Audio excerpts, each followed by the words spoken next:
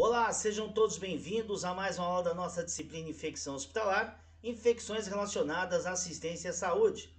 Sugiro a todos então que peguem caneta e caderno, façam suas anotações, porque esta aula já vai começar. Bem, e hoje o tema são doenças infecto-contagiosas. Bom, essas doenças causadas por micro-organismos com capacidade patogênica, como bactérias, fungos, protozoários e vírus. As doenças infecciosas podem ocasionar desde doenças fatais, perturbações passageiras e até doenças crônicas. Em todo o mundo, e principalmente em países em desenvolvimento, elas continuam sendo uma importante causa de morbidade e mortalidade. As principais doenças infecciosas com quadro de persistência no Brasil são bem conhecidas. Temos a gripe, infecções de pele, as hospitalares, AIDS, HIV, hepatites virais tipo B e C, a tuberculose e as doenças respiratórias e diarreicas, apresentando alta prevalência de distribuição geográfica com relação às doenças infecciosas reemergentes. Temos aí então a dengue, que vem demonstrando uma alta prevalência. Quando falamos de doenças reemergentes, são resistentes às drogas e as que reaparecem após um período de declínio significativo.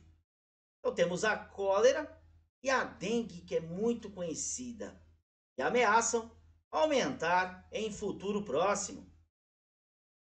Alguns micro-organismos, como bactérias e fungos, fazem parte da microbiota dos seres humanos, a nossa microbiota, sem causar dano.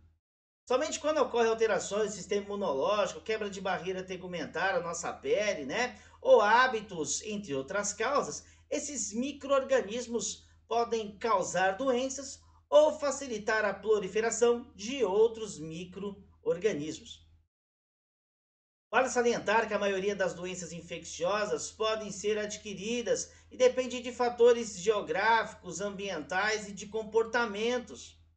A transmissão pode ocorrer de maneira horizontal, por meio de contato direto do indivíduo infectado com o hospedeiro suscetível, ou indiretamente por objetos, aerossóis, pela água ou alimentos contaminados, ou ainda por vetores, que podem ser vertebrados ou invertebrados.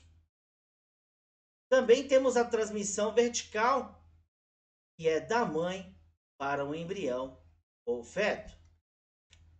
Bom, fizemos a nossa introdução, então vamos começar aqui. Nós estamos vendo o quadro, né, com algumas doenças transmissíveis, algumas doenças infectos, e vamos falar um pouco de cada uma. Vamos começar com a difteria. É uma doença transmissível aguda, tóxica infecciosa, causada por um bacilo toxigênico. Frequentemente se aloja nas amígdalas, na faringe e na laringe, no nariz e ocasionalmente em outras mucosas e na pele. É caracterizada por placas pseudomembranosas típicas. Podemos visualizar essas placas, né, pseudomembranosas aí na nossa imagem. Sua transmissão, né, o contato direto do doente ou portadores com pessoa suscetível, através de gotículas de secreção respiratórias eliminadas por tosse, espirro ou simplesmente ao falar. Objetos recentemente contaminados com secreções da orofaringe do doente ou de lesões em outras localizações, né? Porém é pouco frequente, mas pode ocorrer. A Corynebacterium diphtheriae é um bacilo gram-positivo, produtor da toxina diftérica, quando infectado por um fago. E aqui temos os reservatórios de hospedeiro da doença, né? Então, reservatório, o ser humano, né? O doente ou o portador assintomático. Período de incubação de 1 a 6 dias, podendo ser mais longo. Período de transmissibilidade, até 2 semanas após o início dos sintomas. A antibioticoterapia adequada erradica o bacilo diftérico da orofaringe de 24 a 48 horas após a sua introdução na maioria dos casos. Medidas de prevenção e combate à imunização é a medida mais eficaz e adequada. Temos a DTP, né, contra diftéria, tétano e coqueluche. Então temos aí os processos de vacinação, que são as medidas de prevenção e combate. Também temos as vacinações de bloqueio, né? Vacinação de todos os contatos não vacinados inadequadamente, né? Então, se eles não foram vacinados, ou vacinados inadequadamente, ou com um estado vacinal desconhecido. Bem, agora que já falamos, né, que a difteria é causada pela Corynebacterium diphtheriae, que se hospeda na própria pessoa doente ou no portador, ou seja, aquele que tem a bactéria no organismo e não apresenta sintomas. A via respiratória e a pele são os locais preferidos da bactéria.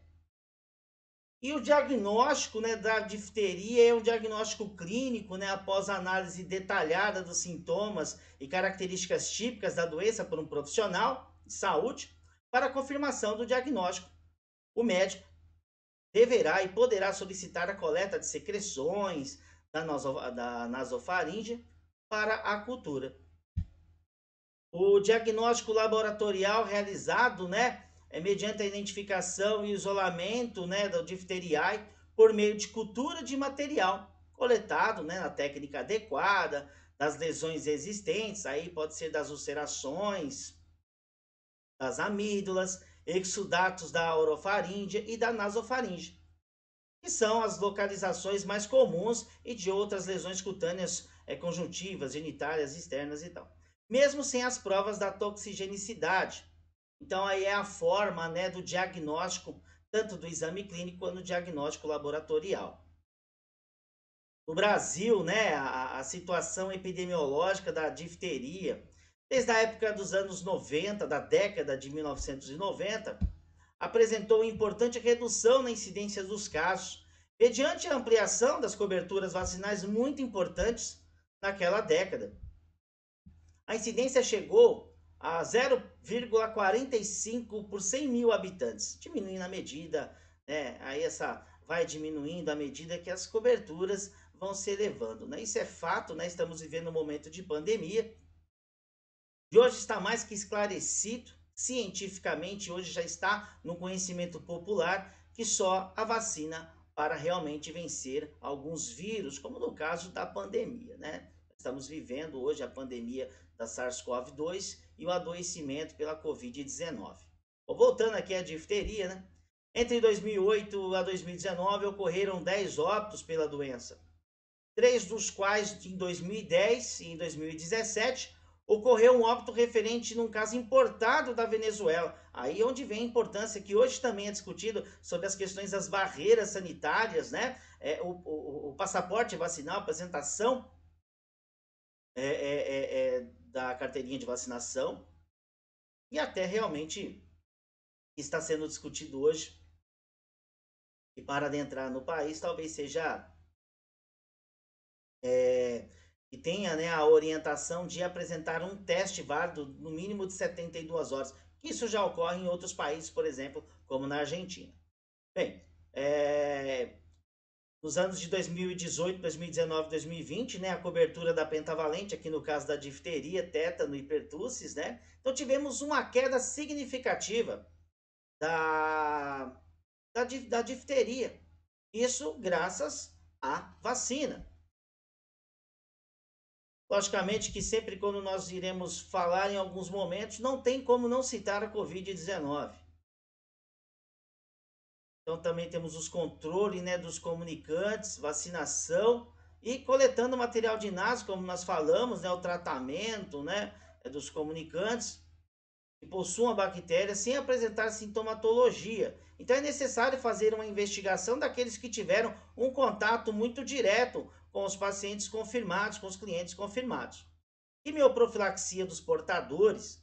Comprovado o estado do portador, a pessoa deverá iniciar a antibioticoterapia. O isolamento, né, o quarto privativo, persistir em isolamento até que 2 culturas de exudato da nasorofaringe sejam negativas, colhidas em 24 e 48 horas, e após a suspensão do tratamento. A desinfecção concorrente terminal, isso é muito importante também, e a vacinação após a alta. A doença não confere imunidade e, todos os casos, devem ser vacinados após a alta. Bom, agora vamos falar da AIDS.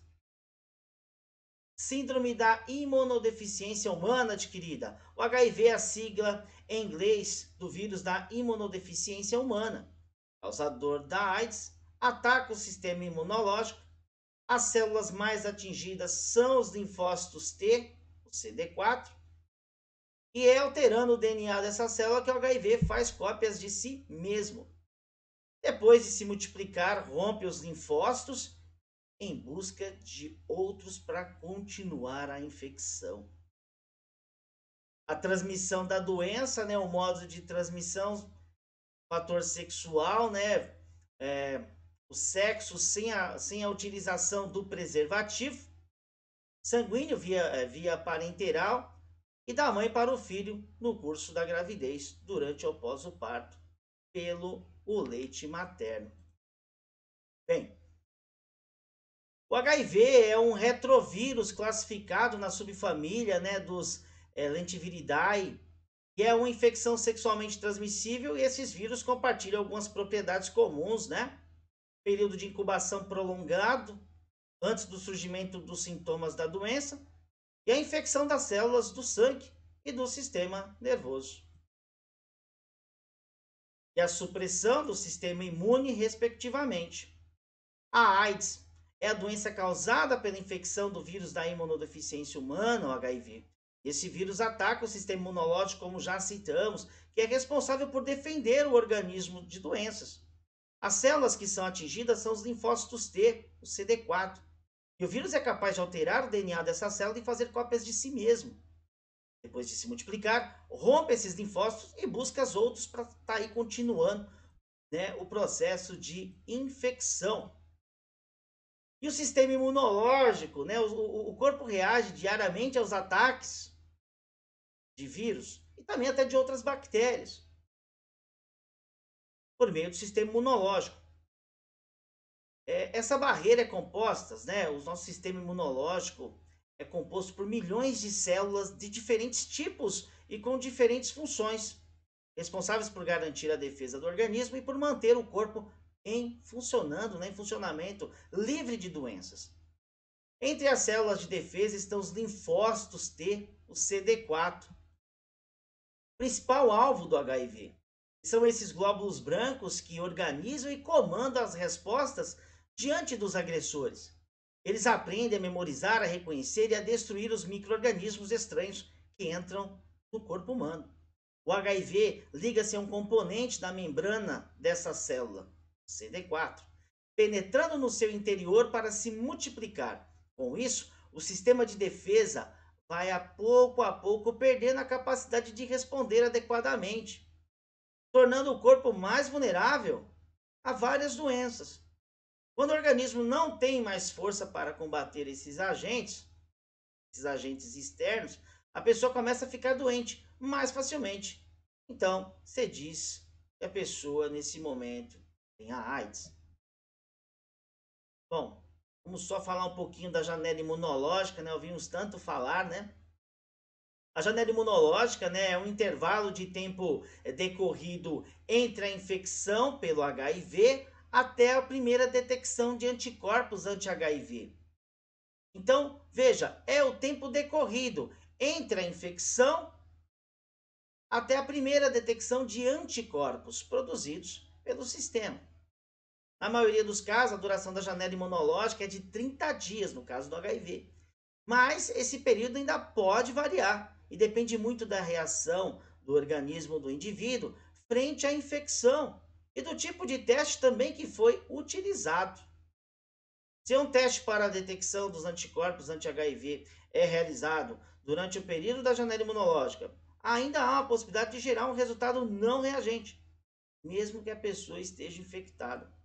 Dessa forma, é recomendado, e nos casos de testes com resultados não reagentes, em que permaneça a suspeita da infecção do HIV, a testagem deverá ser repetida após 30 dias, com coleta de nova amostra. É importante ainda ressaltar que no período da janela imunológica, o vírus do HIV já pode ser transmitido, mesmo nos casos que o resultado do teste detecte anticorpos né? Se essa detecção ainda não for reagente. A transmissão nós falamos, né?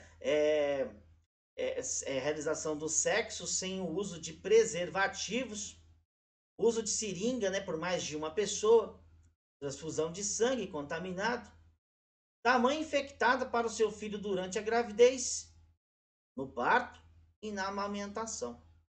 Instrumentos que furam ou cortam não esterilizados. Por exemplo, aqui também nós temos, né, um público-alvo suscetível, que são os profissionais de saúde que estão ali realizando procedimentos como punções venosas, introduções de catéteres e scalpes e procedimentos invasivos, e que a fonte pode ser desconhecida, o paciente pode ser desconhecido que ele tem alguma doença infecto-contagiosa, ou o próprio HIV ou hepatite.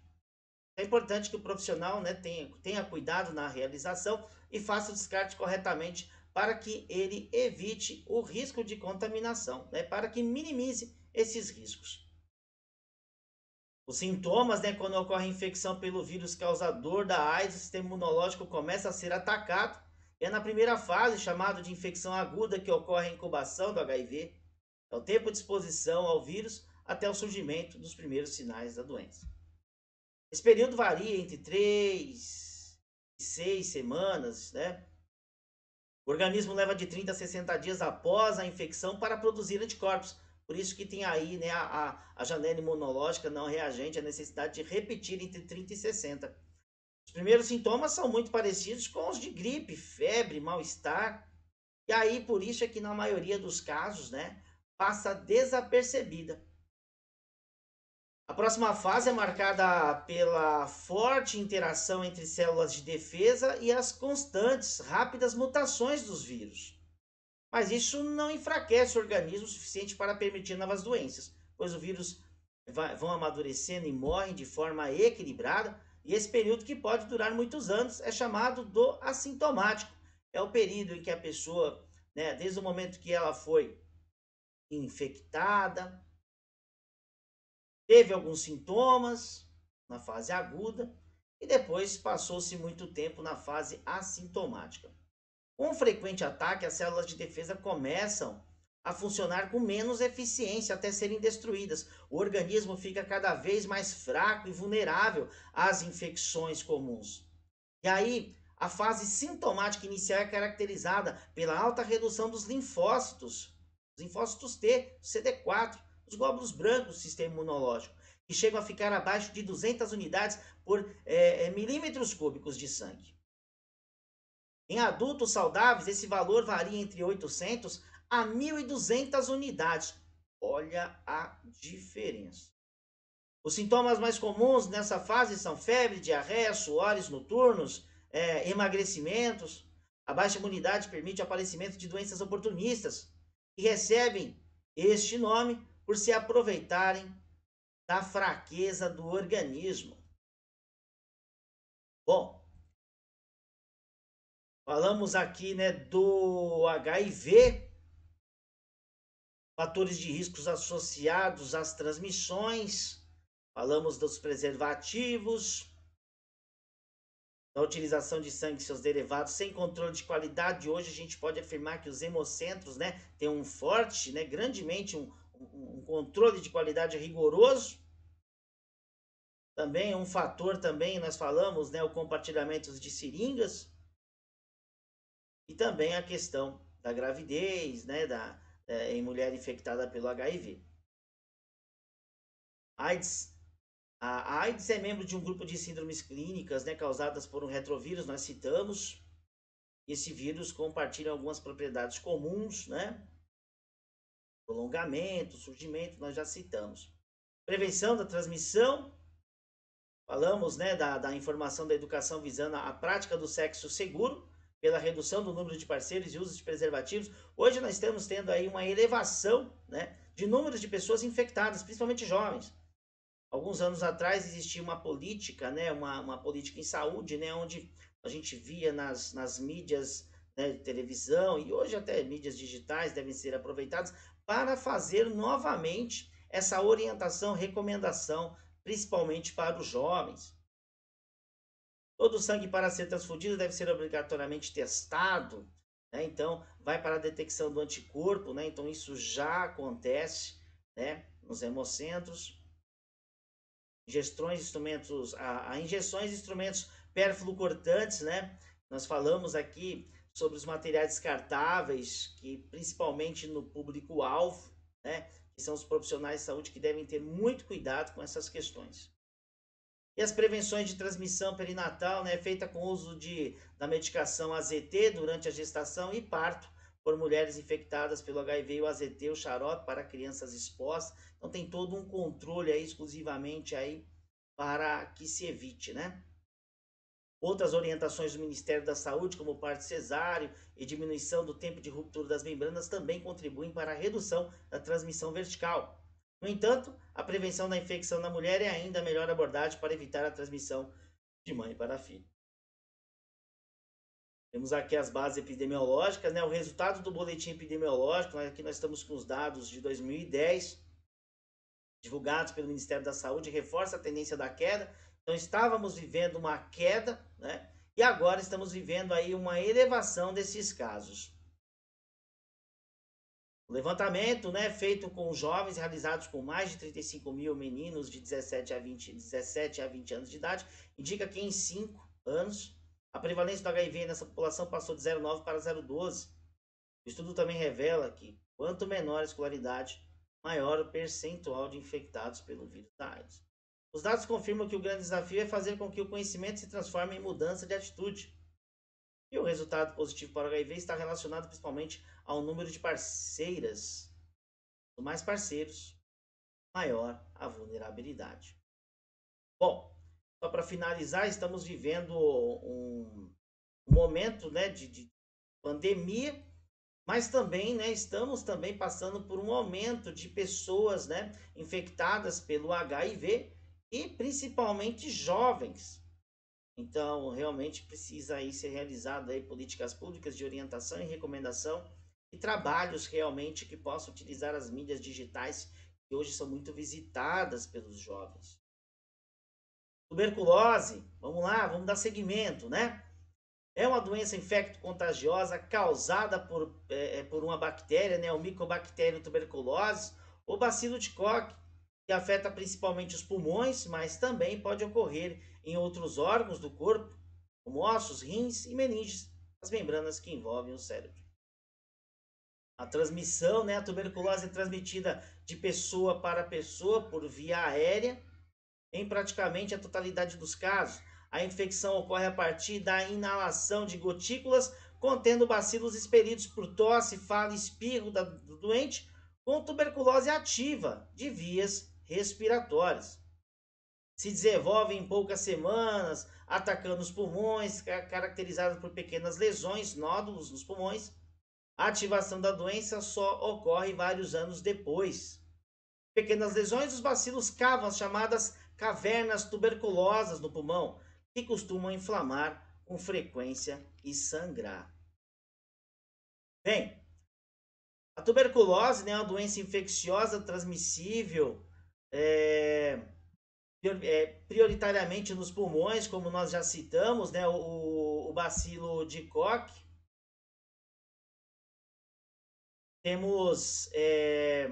Podemos citar que assim, a sua forma extrapulmonar, que acomete outros órgãos que não é o pulmão, ocorre mais frequentemente em pessoas que vivem com HIV, especialmente aquelas com comprometimento imunológico.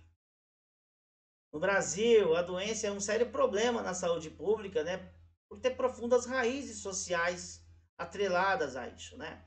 Pessoas privadas de sua liberdade, pessoas em situação de rua, povos indígenas e a vulnerabilidade social se refere a grupos em situação de fragilidade.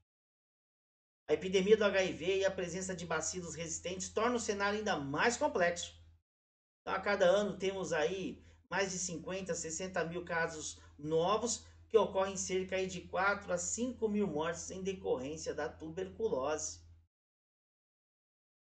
Manifestações clínicas da tuberculose, nós temos aí a forma pulmonar, além de ser a mais frequente, é também a mais relevante para a saúde pública, principalmente a positividade da baciloscopia, pois é principal responsável pela manutenção da cadeia da transmissibilidade da doença. O principal sintoma da TB, né, pulmonar, é a tosse, na sua forma seca e produtiva. Por isso recomenda-se que todo sintomático respiratório, né, que é a pessoa com tosse por mais de 3 semanas, né, sejam investigadas para TB. E outros sinais e sintomas podem estar presentes, como febre vespertina, sudorese à noite, né, sudorese noturna, o emagrecimento, cansaço. Bom, e o diagnóstico, né, são realizados, né, os exames, né, bacteriológicos, né, baciloscopia, teste rápido molecular para tuberculose e a cultura da Mycobacterium. Também atrelado com radiografias de tórax, né? Aí o profissional médico ele fecha aí, né, o quadro clínico. A tuberculose é uma doença de transmissão aérea e se instala a partir de inalação de aerossóis, oriundo das vias aéreas, durante a fala espirro-tosse. A tuberculose ativa pulmonar e laríngea que lança no ar as partículas em forma de aerosóis contendo os bacilos. Calcula-se que durante um ano, em uma comunidade, um indivíduo que tem a baciloscopia positiva pode infectar em média de 10 a 15 pessoas. E o uso regular, né, das máscaras, né? O uso regular da PFF2 N95 em todos os ambientes de atendimento clínico. Então, os profissionais de saúde que estarão aí no enfrentamento, no dia a dia, estarão ali acolhendo, medicando, né? Cuidando do seu cliente paciente, né? O cliente paciente com a TB, com a tuberculose ativa. Então, terá que utilizar a N95 ou a PFF2 em todos os ambientes de atendimento clínico de casos suspeitos ou comprovados de TB. Os profissionais devem iniciar o atendimento qualquer paciente estando com máscara, precisa estar utilizando já a PFF2 e somente após verificar que não se trata de um sintomático respiratório ou caso suspeito de TB, aí realmente pode tirar a máscara. Lembrando que esses pacientes são colocados, né, em isolamento e a Comissão de Controle de Infecção Hospitalar, né, que aplica, né, que capacita, faz os programas do Programa de Controle de Infecção Hospitalar, realmente vão dar todo o aporte, a capacitação para os profissionais. Então, existe um protocolo. Dependendo de sinais e sintomas, o cliente paciente já entra em precauções de aerossóis. Bom, os profissionais administrativos envolvidos no atendimento ou que atuam nos locais de atendimento desses pacientes também devem habituar o uso desse tipo de máscara. Para o cliente paciente, né, normalmente é oferecido a máscara cirúrgica a todos os pacientes sintomáticos respiratórios, com tosse por tempo mais ou menos de 2 semanas, ou confirmados com TB, e pacientes também com infecções de HIV, que também estão apresentando sintomas respiratórios. As máscaras cirúrgicas não oferecem proteção adequada contra a TB quando utilizadas pelos profissionais de saúde, ficando o seu uso restrito a contenção das partículas no momento em que são geradas pelos clientes pacientes. Os pacientes com TB de vias aéreas ainda infectantes, né, então eles estão no momento de transmissibilidade e os casos suspeitos devem ser prioridade do atendimento, devendo permanecer na unidade de saúde em menor tempo possível. Quando internados, né, é instituído, né, a precaução aérea, os quartos privativos, para indivíduos sintomáticos respiratórios e pacientes também pela infecção do HIV. Que apresentem, né, tosse, né, há mais de 2 semanas ou sintomas respiratórios. Os quartos de isolamento deverão permanecer de portas fechadas e nas portas dos quartos deverão, né, ficar fixadas as sinalizações, né, precaução para a transmissão aérea. Aí o profissional ou até o visitante é um outro profissional que tem a necessidade de adentrar nesse quarto privativo deverá colocar a máscara, né, N95 ou equivalente, PFF2, antes da entrada no quarto de isolamento e só retirá-la após a saída. Com o início do tratamento, a transmissão tende a diminuir gradativamente após 15 dias de tratamento, já se encontra num período bem reduzido. No entanto, o ideal realmente é que antes da pessoa sair do seu leito de precaução, do quarto privativo, ela deverá fazer, né, mais exames, né, para que venha a negativação da baciloscopia. Neste caso, então, ela terá sua alta, vai para a sua residência, onde a unidade básica de saúde e os seus profissionais fará o acompanhamento desse cliente paciente para que ele dê continuidade ao tratamento, pois é um tratamento de um período longo que varia entre 6 a 9 meses e que o cliente paciente não poderá abandonar. Então aí vem a unidade básica de saúde com seu acolhimento, né? Logicamente que respeitando o princípio da autonomia, mas orientando de forma clara que ele deverá continuar o tratamento para que ele se recupere e aí tanto ele quanto a família dele estejam seguros. A prevenção da TB, né, a vacina BCG é ofertada no SUS e protege aí crianças, né, protege crianças das formas mais graves da doença, como a TB miliar, a tuberculose meningea. A vacina está disponível nas salas de vacinação, nas unidades básicas de saúde e maternidades. O tratamento de infecção latente, né, é uma importante estratégia de prevenção para evitar o desenvolvimento da TB ativa, especialmente nos contatos domiciliares. Por isso é importante que a equipe de saúde realize a avaliação dos contatos de pessoas com TB e ofereça exame também às demais pessoas, os comunicantes, que aqueles que tiveram realmente contato, né, os moradores da residência que tiveram contato muito próximo com o familiar quando estava aí na sua forma ativa, na sua forma latente, né? É muito importante aí o trabalho da unidade básica de saúde. O bacilo da TB é um patógeno intracelular aeróbico, né? Estrito que necessita de oxigênio para crescer e se multiplica, né? Sendo considerável um parasita intracelular facultativo de virulência variável. Seu tempo de geração é longo, podendo variar de 14 a 20 horas, dependendo do meio da cultura empregado para o seu crescimento. Dentro do macrófago, atualmente multiplica-se entre 25 e 32 horas. Propriedades, né, do agente, né, de modo geral, resistente à ação de agentes químicos e sensíveis a ações de agentes físicos, como calor e radiação ultravioleta. Quanto à nutrição, heterotrófica, parasita. Quanto à sua forma, é um bacilo em forma de bastonete. O reservatório principal é o homem, em algumas regiões, gado bovino, em raras ocasiões, os primatas, aves e outros mamíferos.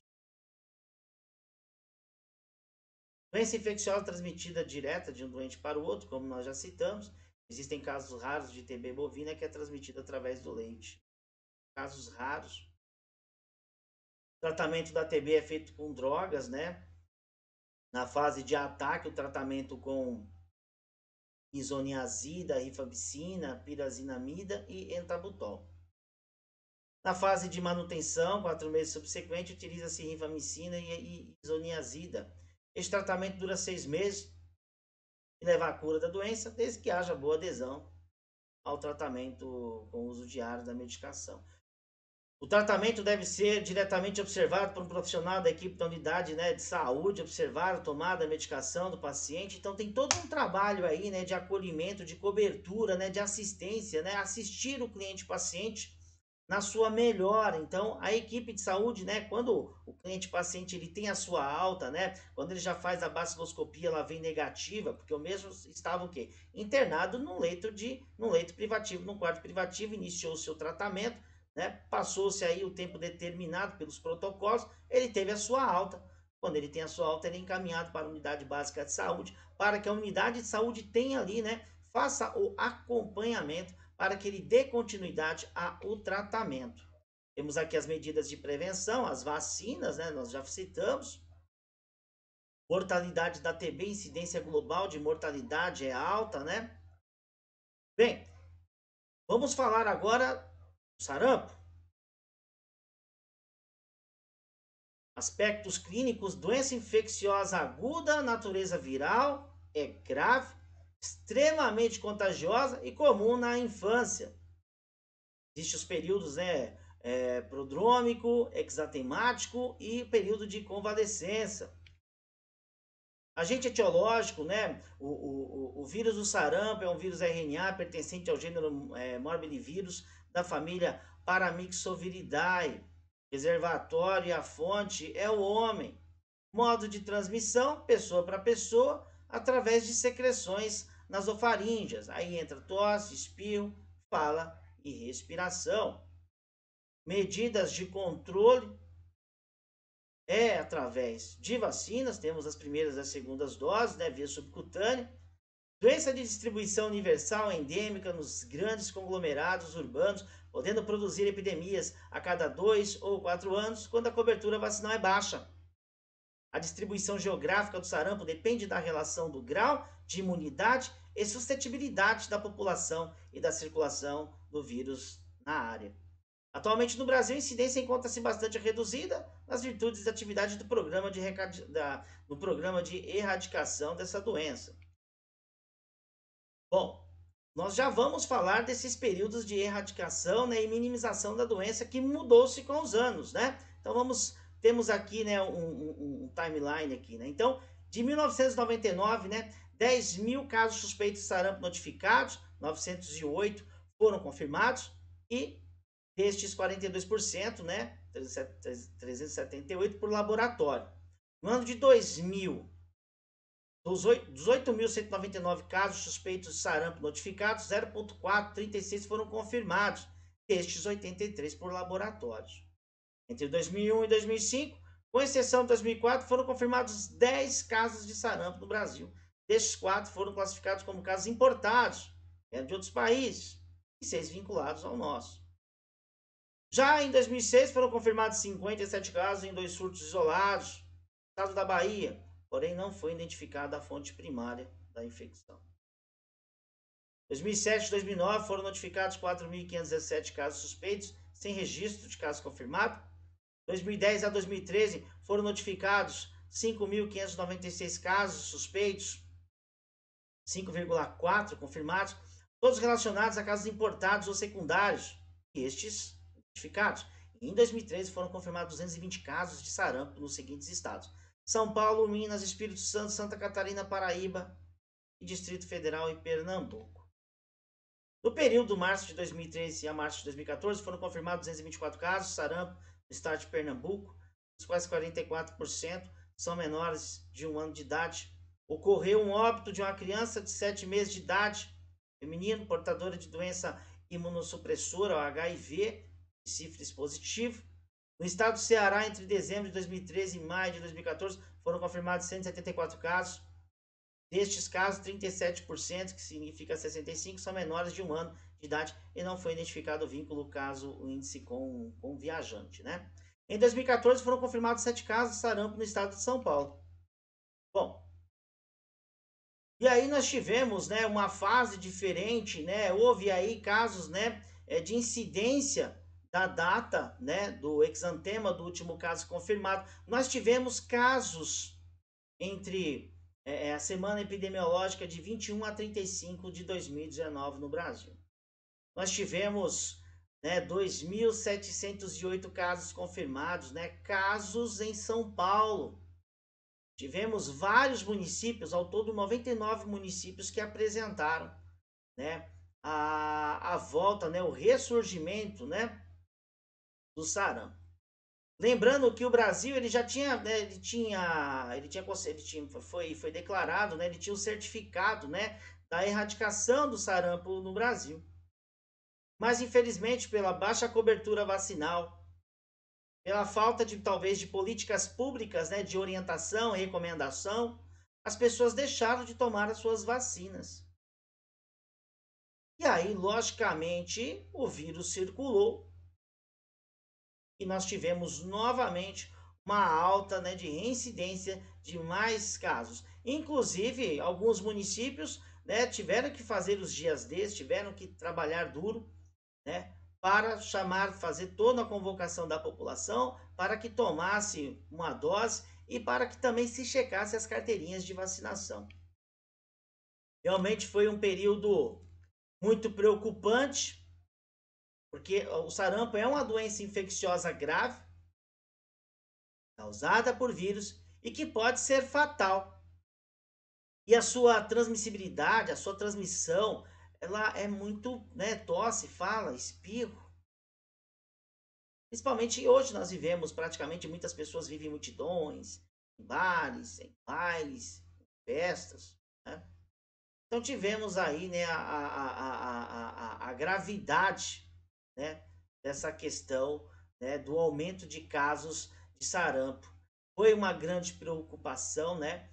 Provocou a perda, né, como eu estava falando, né, o Brasil acabou perdendo, né, o certificado de erradicação da doença, né, que foi fornecida pela organização, né, pela OPAS, né, a Organização Pan-Americana de Saúde, foi em 2016, e né, houve esse surto, e aí houve novamente todo um trabalho, né, de orientação, de recomendação, de dias D, realizado aí realmente aí todo o processo vacinal. Mas o que nos chama muito a atenção é que as pessoas estão deixando realmente de se vacinar. Talvez falta de uma possível educação em saúde.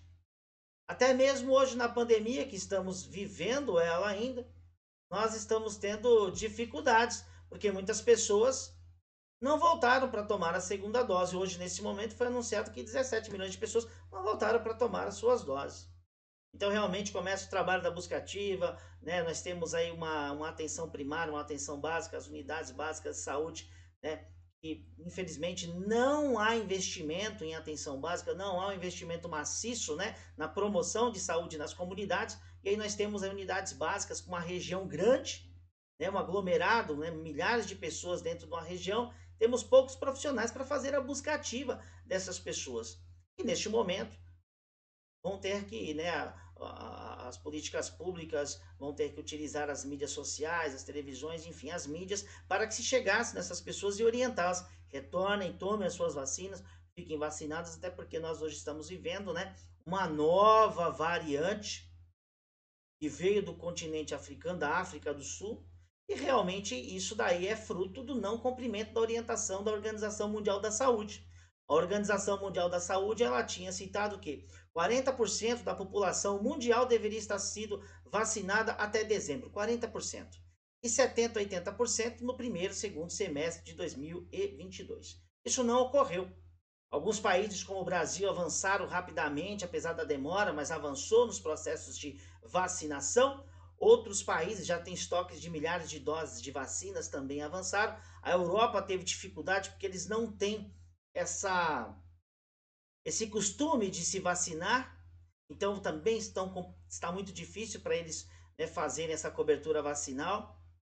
E temos também países que vivem guerras civis, países também que passaram por desastres naturais e países de vulnerabilidade social extrema, a iniquidade vacinal, né? Países africanos, né, não vão conseguir em dezembro chegar nem a 19% da sua população vacinada. Em alguns lugares, nem os profissionais de saúde conseguiram ainda suas doses. Então vivemos num mundo onde a iniquidade vacinal impera, e isso daí vai fazer o que aconteceu, o que nós estamos assistindo neste momento, a Omicron e outras, com certeza, variantes aí que vão se espalhar, né, aterrorizando aí novamente, e torcemos para que, né, os nossos gestores, né, continuem, né, fazendo as medidas profiláticas não farmacológicas, que são a utilização de máscara, evitar aglomerações, continuar utilizando álcool em gel, higienização das mãos e estar acompanhando aí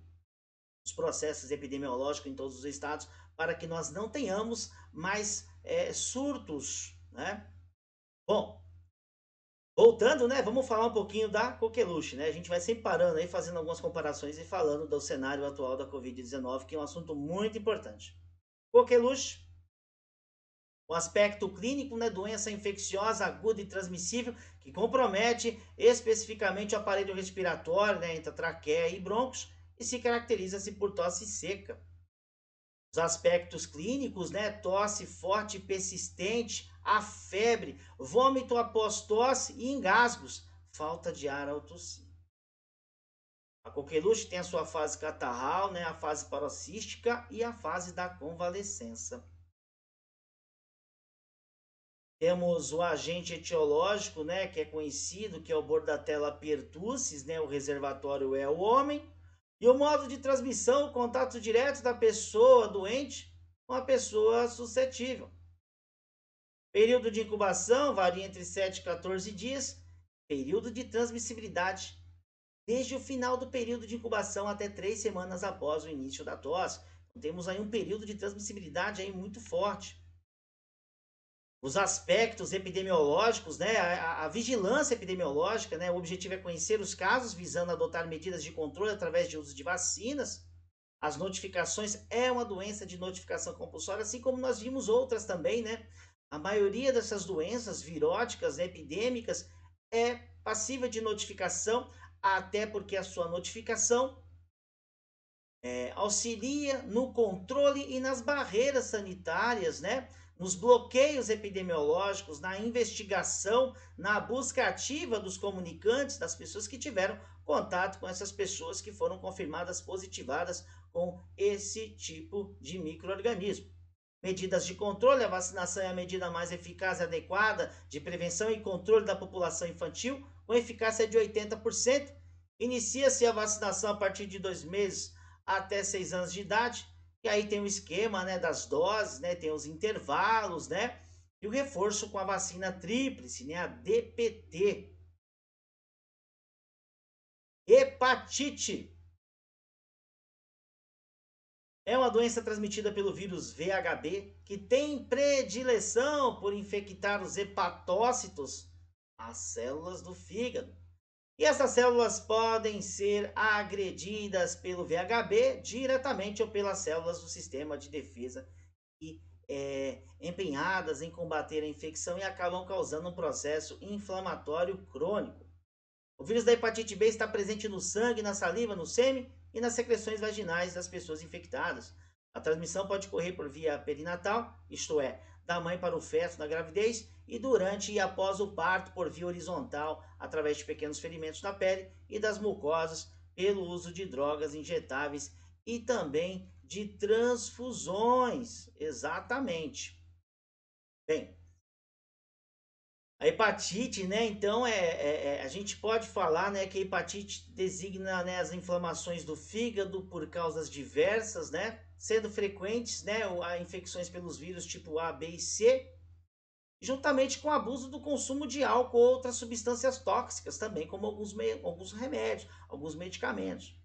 Enquanto os vírus atacam o fígado quando parasitam suas células para sua reprodução, a cirrose dos alcoólatras é causada pela ingestão frequente de bebidas alcoólicas. Uma vez no organismo, o álcool é transformado em ácido nocivo às células hepáticas, né? Das pessoas aí etilistas, né? Então temos a hepatite A, é transmitida por água e alimentos contaminados de uma pessoa para outra. Então tem um tempo de incubação de 10 a 50 dias, normalmente não causa sintomas. Porém, quando presentes, né, são comuns febre, os olhos amarelados, que são bem conhecidos, né? Náusea, vômito, mal-estar e desconforto abdominal, falta de apetite, a urina na cor de Coca-Cola e fezes esbranquiçadas. A detecção se faz por exame de sangue, né? E não há tratamento específico, né? Esperando-se que o paciente reaja sozinho contra a doença. Bem, temos a hepatite B e C. Os vírus da hepatite B, né, o HBV e o tipo C, o HCV, são transmitidos sobretudo por meio de sangue, usuários de drogas injetáveis e pacientes submetidos a procedimentos cirúrgicos invasivos cirúrgicos, né, contaminados e não descartáveis, né? Então pode acontecer aí a contaminação, né? Submetidos a material cirúrgico contaminados. O cuidado que deve se ter nas transfusões sanguíneas ou então até realmente aí nos consultórios odontos, né? Em sessões também de depilagem, em tatuadores, como nós vimos na imagem, estamos vendo na imagem. O vírus da hepatite B pode ser passado pelo contato sexual, reforçando a necessidade do uso de preservativos. Frequentemente, né, os sinais da hepatite B e C podem não aparecer e grande parte dos infectados só acaba descobrindo tem essa doença após anos e muitas vezes por acaso em teste para esse vírus. Às vezes nós vemos, né, é, alguns trabalhos, né, algumas ONGs e associações fazem testes gratuitos, né, em alguns lugares públicos e a pessoa acaba dando positivando e aí encaminhada à unidade básica de saúde. Quando aparecem os sintomas são muito similares ao da hepatite A, mas ao contrário, né, a B e C podem evoluir para um quadro crônico e então para uma cirrose ou até mesmo câncer no fígado.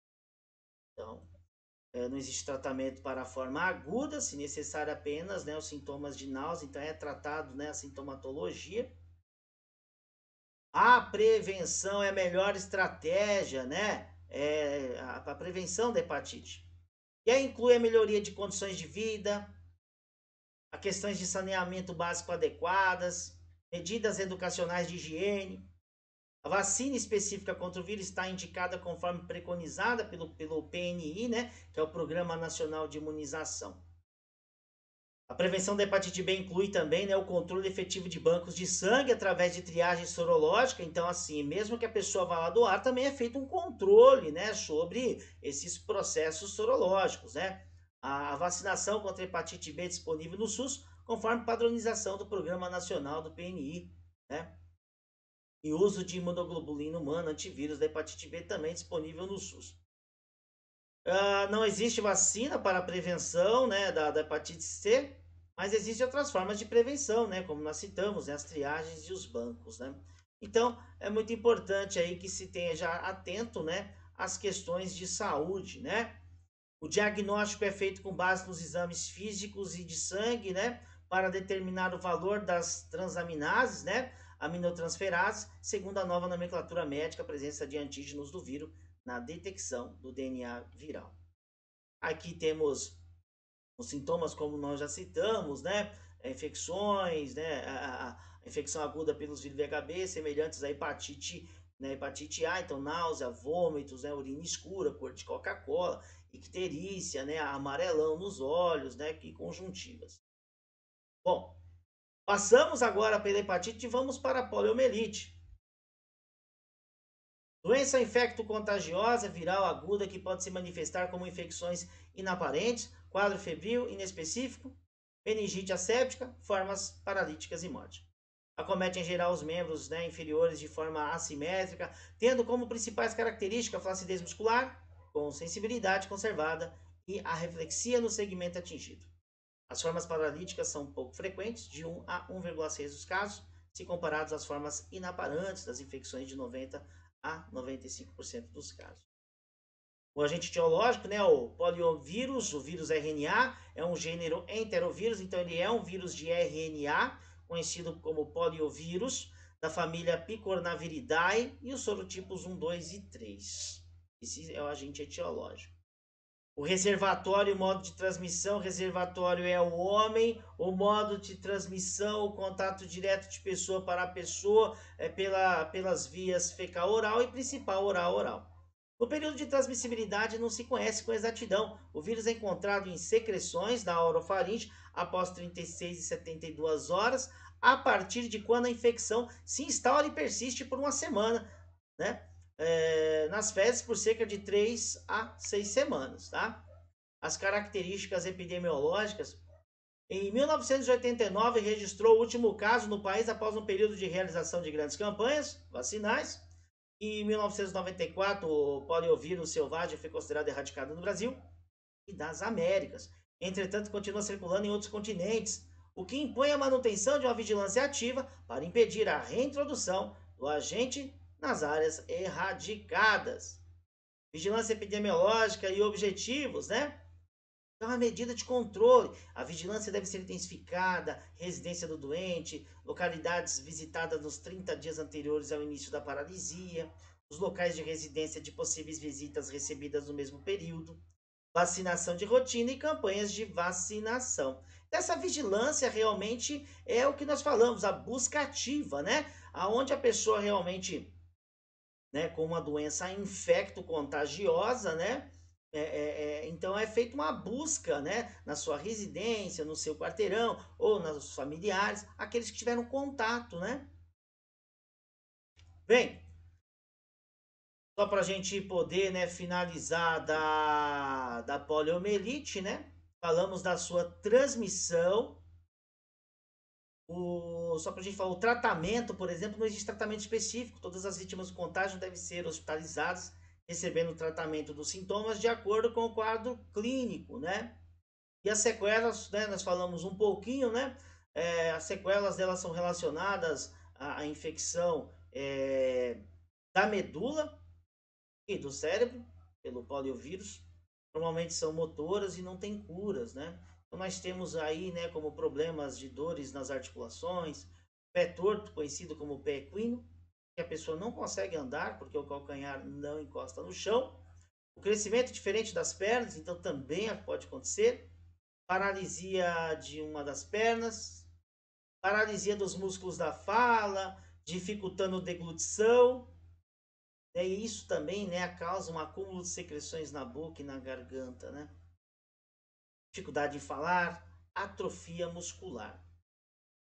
As sequelas da poliomielite são tratadas através de fisioterapia por meio da realização de exercícios que ajudam a desenvolver, né, a força muscular e até para facilitar aí, melhorar as condições do cliente paciente nas questões de circulação sanguínea e a circulação linfática, da linfa, né?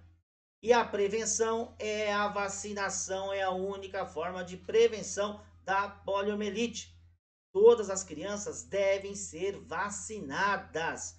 Inclusive, existem casos que vizinhos ou conhecidos ficam sabendo de algumas famílias que são contra a vacina. É até chamado conselho tutelar. Rubéola, doença exantemática viral aguda caracterizada por exantema macopapular que se inicia na face, né, couro cabeludo e pescoço, espalhando-se para o tronco e membros. Apresenta febre baixa, linfadenopatia generalizada, principalmente subcital, né, subocital, pós-auricular, cervical e posterior, geralmente precedente a exantema. Então tem aí, né, as suas particularidades e características das localidades, né? Adolescentes e adultos podem apresentar poliartralgia, poliartrite, conjuntivite, coriza e tosse. A transmissão acomete principalmente crianças entre 5 e 9 anos. A transmissão acontece de uma pessoa para outra, geralmente pela emissão de gotículas das secreções respiratórias dos doentes. E pouco frequente a transmissão através de contato com objetos recém-contaminados por secreções. Por exemplo, como secreções de boca, garganta, nariz, urina, fezes doente. A rubéola congênita acontece quando a mulher grávida adquire rubéola e infecta o feto porque o vírus atravessa a placenta. Temos aqui, né, o seu formato, né, um vírus de RNA, gênero rubivírus da família Togoviridae. O hospedeiro reservatório é o homem. Vocês podem perceber que a maioria dos vírus, das doenças infecto-contagiosas, a maioria, né, a grande maioria são transmitidas, que nós vimos hoje, estamos vendo ainda, é transmitida por emissões de gotículas, perdigotos e aerossóis, né? Tirando algumas particularidades, infecções por via de relações sexuais. Bom, voltando aqui a rubéola, né, esquema vacinal, né, então tá ali, tá na vacina da tríplice viral. A vacinação de bloqueio, apesar da vacinação de exposto ao risco não prevenir a doença, recomenda-se a vacinação seletiva com objeto de aproveitar a oportunidade para vacinar os contatos suscetíveis. Contraindicada a vacina em gestantes, as mulheres vacinadas devem ser aconselhadas a evitar a gestação no primeiro mês seguinte à vacinação. Os comunicantes, gestantes expostas devem ser avaliadas sorologicamente, acompanhadas e orientadas quando necessário.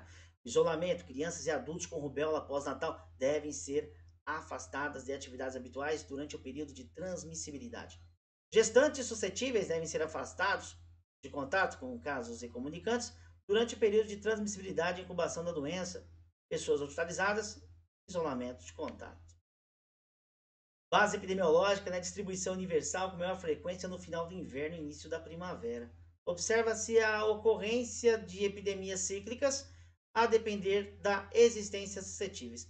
Na população não imunizadas, a rubéola pós-natal ocorre com frequência em crianças de 5 a 9 anos, sendo uma doença benigna e com baixa letalidade, atingindo também adolescentes e adultos.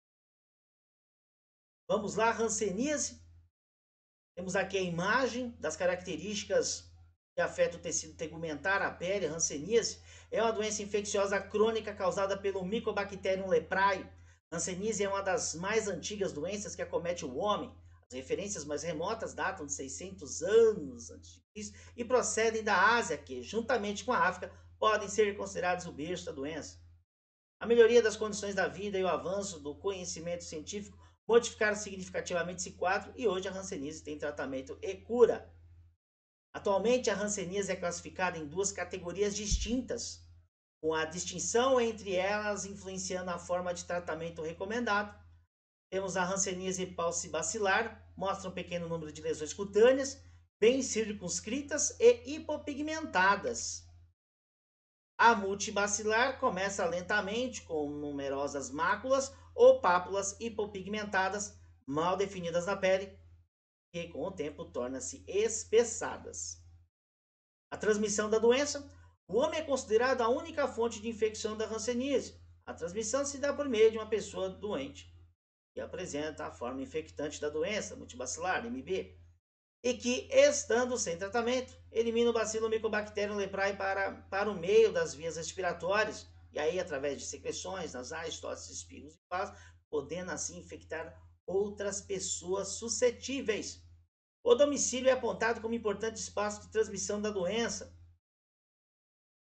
Propriedades do agente, bacilo, né, o álcool ácido resistente, Mycobacterium leprae, é um parasita intracelular obrigatório que apresenta afinidade por células cutâneas e por células dos nervos periféricos. Alta infectividade, capacidade de infectar o grande número de indivíduos. Baixa patogenicidade, poucos adoecem. O homem é conhecido como a única fonte de infecção, embora tenha sido identificados animais naturalmente infectados, como o tatu, o macaco mangabei, né, e o chimpanzé. Os doentes multibacilares sem tratamento, hanseníase vircoviana e hanseníase dimorfa, são capazes de eliminar grandes quantidades de bacilos para o meio exterior. A carga bacilar, cerca de 10 milhões de bacilos presentes na mucosa nasal. Os doentes multibacilares sem tratamento, né, a hanseníase virconiana e a dimorfa, são capazes de eliminar quantidades de milhares de cargas bacilar no exterior. Muito perigoso. E hoje, né, fora as medicações farmacológicas, o SUS também está ofertando, né, um novo antibiótico, né, para o tratamento, né, que é a claritromicina, né, pacientes com hanseníase resistente aos medicamentos já ofertados na rede pública vão agora poder contar com um novo tratamento disponível, que é o antibiótico claritromicina, que agora passa a fazer parte do rol de medicamentos, né, para o tratamento da hanseníase. Muito importante isso também. A hanseníase é uma doença crônica, como nós citamos, causado pela bactéria Mycobacterium leprae, e pode afetar qualquer pessoa. E caracteriza-se pela alteração, a diminuição ou perda de sensibilidade térmica, dolorosa, tátil e força muscular. O mais importante nesse caso é procurar uma unidade de saúde para fazer o diagnóstico, né? Diagnosticar cedo é o elemento mais importante para evitar a transmissão e complicações e deficiências. Sobre o diagnóstico, né, baciloscopia é um exame auxiliar que pode ser positivo ou negativo, dependendo da fase da doença. As suas transmissões, como nós citamos, né, através de gotículas de salivas eliminadas na fala. E os sintomas, né, vão desde manchas qualquer parte do corpo, perda e alterações de sensibilidade, perda de tato, né, não sente dor, a diminuição da força muscular, os nervos engrossados e doloridos, e a área da pele muito ressecada. Também pode apresentar coceiras e irritações. E o tratamento, como nós citamos, para finalizar, os comprimidos, as medicações são indicadas, né, são entregues, né, pelo Ministério da Saúde, pelos programas, né? Então, para quem realmente tiver esses sinais e sintomas, é só ir na unidade básica de saúde, após confirmação diagnóstico, vai ter acesso às medicações e também uma nova medicação que está sendo agora também, né, fazendo parte aí do rol, né, para o tratamento das doenças. Bem, alunos, chegamos ao fim desta aula. Agradeço a todos, né? Falamos um pouco, né, de algumas doenças infecto-contagiosas, muito importante para vocês, alunos, futuros técnicos profissionais de enfermagem. E logo mais falaremos também no próximo vídeo, para que esse não se alongue muito, falaremos um pouco da questão também do SARS-CoV-2, Covid-19. Um grande abraço e até a próxima aula, alunos.